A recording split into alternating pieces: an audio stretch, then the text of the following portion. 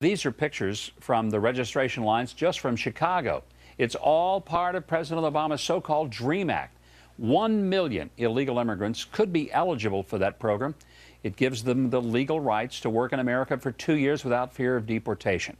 Author Aaron Klein says, you better get ready. President Obama is going to grant amnesty to illegals if he's elected to a second term. Aaron Klein's new book is called Fool Me Twice. Aaron, welcome to the show. Good to have you here. Thank you for having me. I mean, if this is what Obama has already done with his first term when he faces re-election, can you imagine what he's going to do in a second term? Well, actually, I don't have to imagine. I've gone through thousands of documents and have really divined some of what will be President Obama's second term blueprint, his plans for a second term, including on amnesty. We're talking about specific plans for what's known as executive order amnesty, also interagency directives that would basically grant millions more illegals de facto amnesty. I mean, we're talking, for example, about defining something called a vulnerable population, which would be basically any illegal, undocumented immigrant within the United States that has a salary and that has dependents, family members. Well, that kind of defines pretty much every illegal living within the U.S. And that's just to start. There could also be executive orders, and there are plans for this, to identify all sorts of what is known as community-based organizations, faith-based organizations, which would mean that anybody from a church, from a synagogue, who visits a healthcare facility, if you're in a cemetery, you can actually run to a cemetery or a university. That's just the beginning. Well, people are dying to get in those cemeteries, Aaron, so that may be the case. So that very well, here they're going to be staying in the U.S. if they get into a cemetery. Healthcare facility, that's just the beginning of where they cannot be deported from. And this, while, by the way, plans also to tie border agents, border patrol, and that's just the beginning. Aaron, where does this come from? These are ideas that they just don't seem to make sense to most of us who say, I thought that the purpose of the president and the government was to enforce the laws, not to figure out how to circumvent them or even to ignore them or to unilaterally just dismiss them even without legislative approval.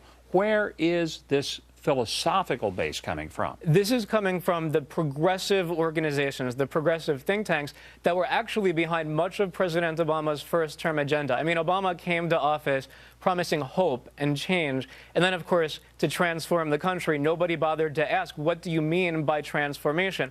Well, these same progressive groups that helped to craft the stimulus, such as the Center for American Progress, such as the Economic Policy Institute, the Institute for Policy Studies, a slew of these progressive think tanks that are heavily tied to the White House. In fact, actually, John Podesta of the Center for American Progress directed Obama's transition into the office, into the White House, and then helped to craft the stimulus bill. Apollo Alliance, part of what crafted not only the stimulus, but eventually what became an Economic Policy Institute, Obama's health care bill. So these same progressive organizations have been heavy at work. I've reviewed thousands of documents of what they're planning for Obama's second-term assault. And by the way, it's not just amnesty. We're also talking once these undocumented, what they call undocumented workers in the U.S. are newly legal, the next plan is to then, and use government funds for this, to register them to vote.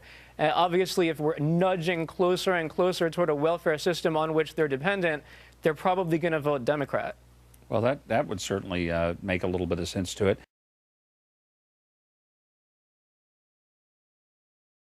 Now, when they voted in November, they voted overwhelmingly for progressive candidates. Barack Obama got 2 out of every 3 voters that showed up.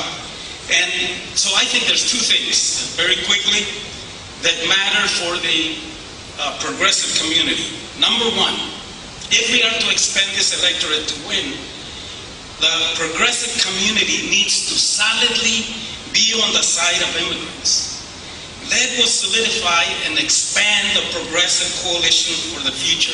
And let me tell you, when you are in the middle of a fight for your life, you will remember who was there with you.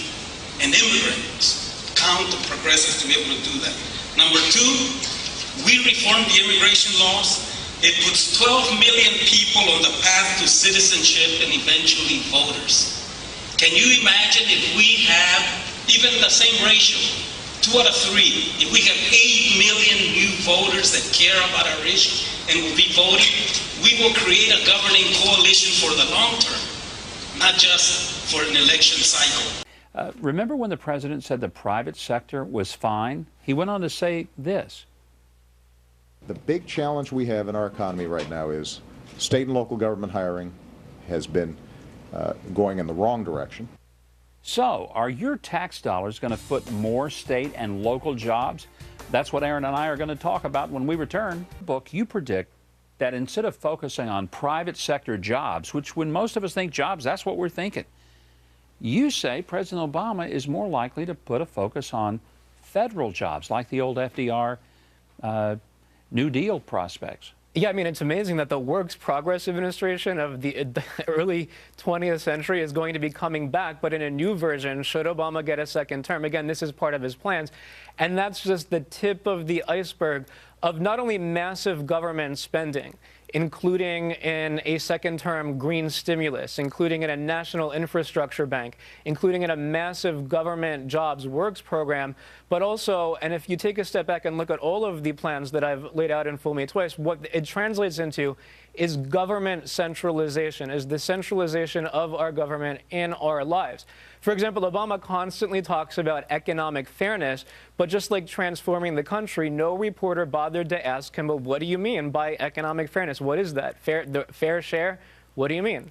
I actually found second-term plans for something called paycheck fairness, where the government, the federal government, could determine what is the fair salary for individual jobs in the private sector. I wonder if that's going to go to some of his Hollywood pals, if George Clooney is going to have to take a pay cut in order to equal out to the people who are grips and electricians and some of the camera operators on the set. You know, at the end of the day, I actually think that the top 1%, if that's what Occupy wants to call them, will probably not be as affected as the middle class. Obama constantly talks about fighting for the middle class, but it seems what he's trying to do is create a welfare class, dependency on the government, and paycheck fairness, just the start. We're also talking about something, again, this is in the second-term blueprint, if Obama gets his second term, living wage fairness, where the U.S. government would come in and raise the minimum wage. This comes actually straight from Marxist ideology, so that every individual worker can pay for his fair share of food, of housing, of health care. Now, this actually sounds really good. If I'm a private worker, wow, the government's going to come in and raise my paycheck. The problem is it's been tried before, including in the 1990s, actually until 2003, pushed, by the way, by Acorn, by a voter fraud Acorn with which Obama had some previous connections. And it didn't work. It caused local economies in over 80 cities across the country to crash and burn. It created this anti-business climate. And so that's what we're up against here. It's free enterprise on the one hand versus what Obama wants to do to our economy if he gets a second term, and that is massive, massive government centralization. Aaron, these are pretty explosive charges. You talk about the blueprint that Obama would implement. How do we know this? What is the source? I mean, what is it? If I'm the skeptic and I'm saying, okay, you're making all these allegations, that's pretty big stuff, where does that come from? So, as I said before, the exact same progressive groups that have been behind Obama's first-term agenda, where he has been very unclear to the American public about what he will do in a second term, the people who helped to craft the stimulus, the people who helped to craft parts of Obama's health care legislation, who are behind what he actually did with regard to amnesty. And I'm actually literally talking about crafting parts of what became the words, the phraseology of the stimulus legislation.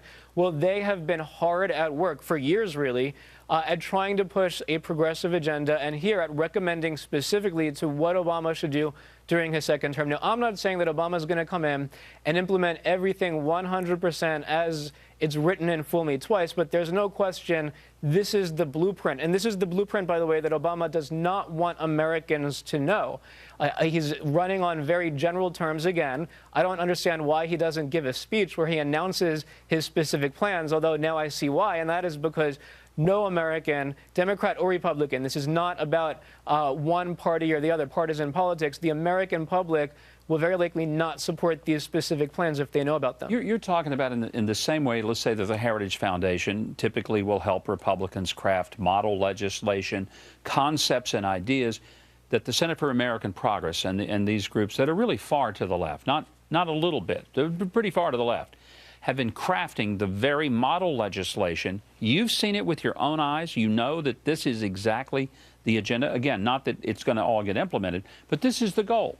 This is the blueprint, because I actually wrote a previous book where I went through also thousands of documents and traced back who was behind Obama's first-term agenda, and I was shocked by how specifically, how directly they were involved. And you can actually see time and again when different Obama administration officials resign, they then go and pop up again working for these progressive organizations, including, by the way, Van Jones, communist now working at the Center for American Progress, and others. And what's amazing is you look at this stunning corruption that is coming from Obama's first term, for example, the green stimulus.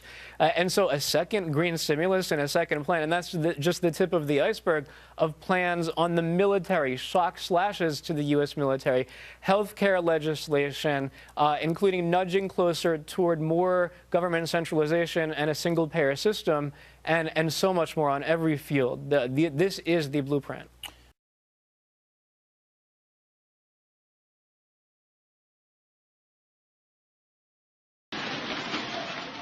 We have a lot of good friends of labor who are running in this election.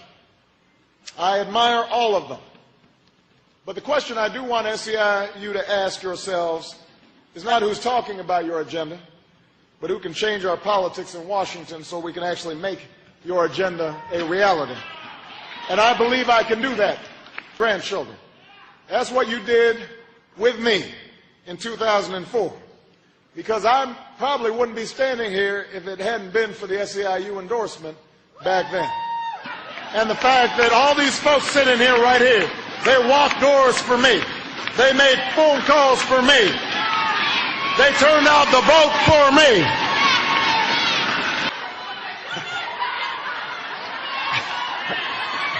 The reason they did it was because we had fought together. We had stood side by side, and you had seen that I was willing to stand by your side even when it wasn't politically convenient. Your agenda's been my agenda in the United States Senate. Before debating health care, I talked to Andy Stern and SEIU members. Before immigration debates took place in Washington, I talked with Alcia Medina and SEIU members. Before the EFCA, I talked to SEIU. So we've worked together over these last few years, and I'm proud of what we've done. I'm just not satisfied, because I know how much more we could accomplish as partners in an Obama administration. Just imagine what we could do together. Just imagine what we could do together. Imagine having a president whose life work was your work. Why is the Service Employees International Union leading the charge in health care reform? Well, let's start with Andy Stern, the head of SEIU, who visits the White House once a week. When the president met privately with the healthcare industry, only Stern and one other SEIU official were there representing labor. But why does the SEIU get so much sway with the president? Maybe because their union spent $60 million to help get him elected. Stern says they deployed 100,000 volunteers during the campaign, including 3,000 who worked on the campaign full-time. Their relationship is fostered not only through Stern's close contacts, but in placing members of his union in high posts in the administration.